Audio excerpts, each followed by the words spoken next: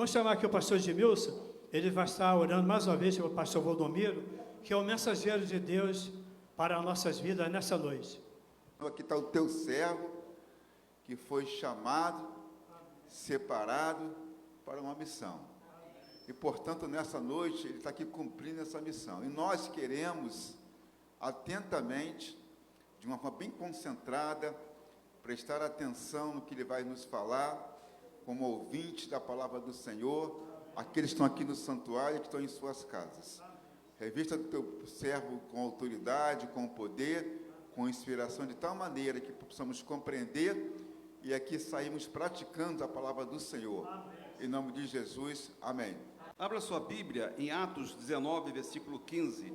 Queremos falar nesta noite sobre o Espírito Santo triunfal. Mas o espírito maligno lhe respondeu: conheço a Jesus e sei quem é Paulo, mas vós, quem sois? Aí, irmãos queridos, nós vemos aqui a presença do Espírito Santo. E o Espírito Santo nos ajuda a dizer o seguinte, de que o caminho para o céu é Jesus. Na cruz, ali a cruz, para lembrarmos bem da cruz, seu sangue derramou para salvar o pecador, com seu tão grande amor. E para isso, para que aconteça essa salvação, é necessário primeiramente urgência. Urgência. Precisamos ser urgentes, ser rápidos. E depois que alcançarmos e a vida for transformada pelo poder do Espírito Santo, nós podemos pensar o seguinte, que haverá naquela pessoa o seu vocacionado. Ele vai ser vocacionado para alguma área da igreja, talvez adoração, talvez ensino, talvez evangelização, talvez comunhão, oração, enfim, alguma área ele vai assumir, e ele vai fazer isso para que possa reunir com outra pessoa, em dupla, que poderá ser chamado de comissão, para atacar as trevas, levando o Evangelho de Jesus Cristo como seu único e suficiente Salvador. Irmãos, o texto de Atos 19, ele é interessante porque nós vemos o Espírito Santo agindo, não de uma forma assim, muito presente, mas ele age de forma espiritual, e as coisas vão acontecendo de acordo com a vontade do Espírito Santo. Nós vemos aqui, ele começa falando até o versículo 7, sobre Paulo, que Paulo, ele conversa, ele chega a Éfeso, e o texto inicia-se dizendo que Apolo está em Corinto, Apolo está em Corinto, e é um homem cheio do Espírito Santo, e Paulo, outro homem cheio do Espírito Santo, está ali em Éfeso, e ali em Éfeso, ele começa a desenvolver o seu terceira viagem missionária. E ali ele começa a falar, irmãos, com aqueles homens que estão na sinagoga, e são homens cristãos, são 12 homens cristãos que estão na sinagoga, talvez assim, ansiando que alguém viesse assim para ajudá-los na condução da igreja em Éfeso.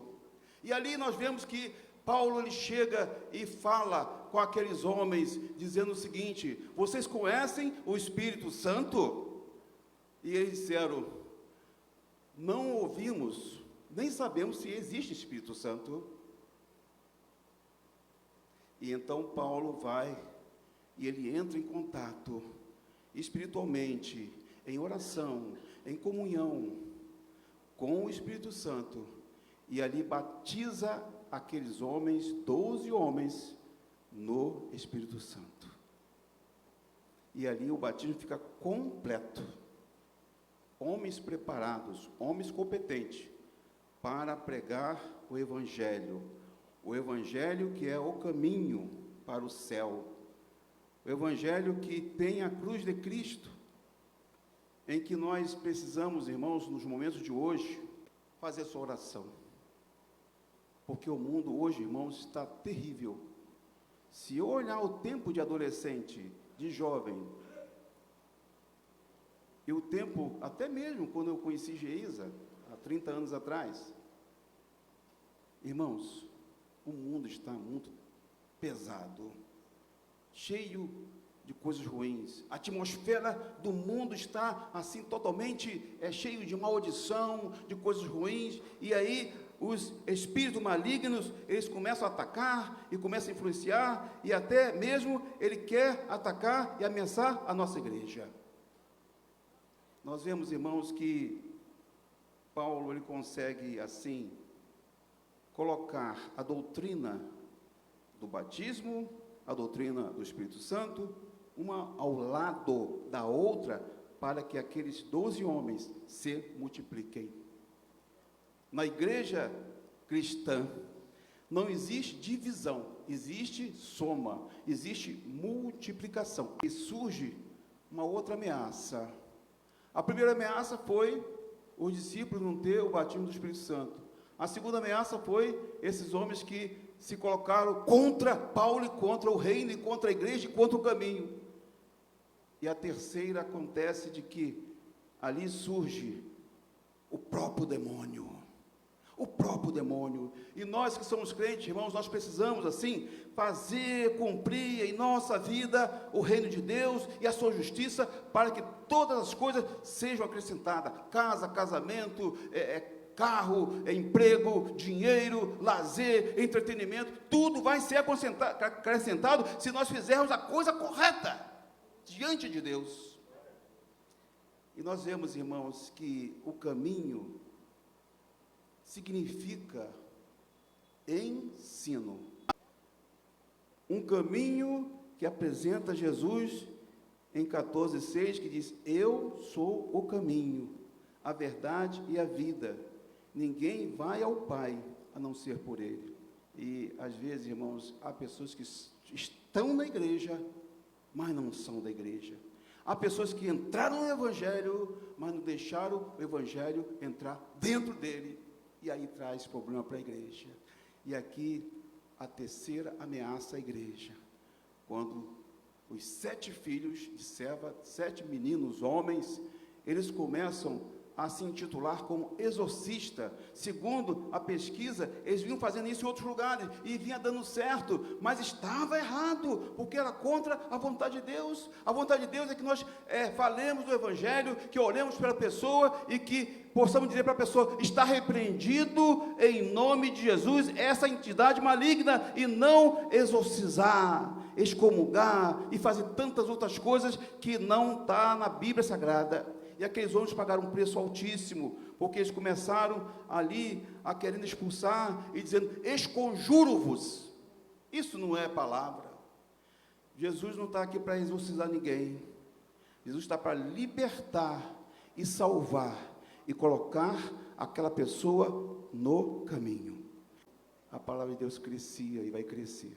Jesus, ele não está de brincadeira. E a obra que nós fazemos não é obra social, é obra espiritual. Eu sou carne, então eu tenho que me esforçar para poder fazer aqui a vontade de Deus, entrar no Espírito. O Espírito luta contra a carne, mas a carne também luta contra o Espírito. E Jesus, nesse momento, ele quer você para Ele.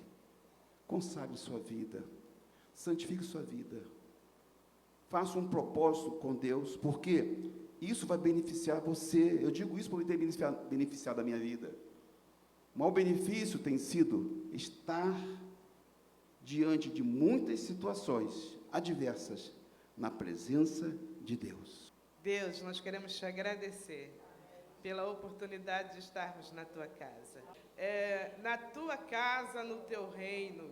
Queremos te pedir, Senhor, que tu os sustentes, porque nós sabemos que quando decidem estar diante de ti, o inferno se levanta. As tuas mãos, Senhor, mas te louvamos, estão diante da tua presença.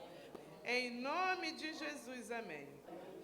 E agora, que amor de Deus, nosso Pai, a graça salvadora de Cristo Jesus, as doces consolações do Espírito Santo, o doce amor de Jesus, possa permanecer na minha casa, na minha família, e aqui em todos que aqui representam as famílias, desde agora e para sempre. Toda a igreja diz: amém. Amém.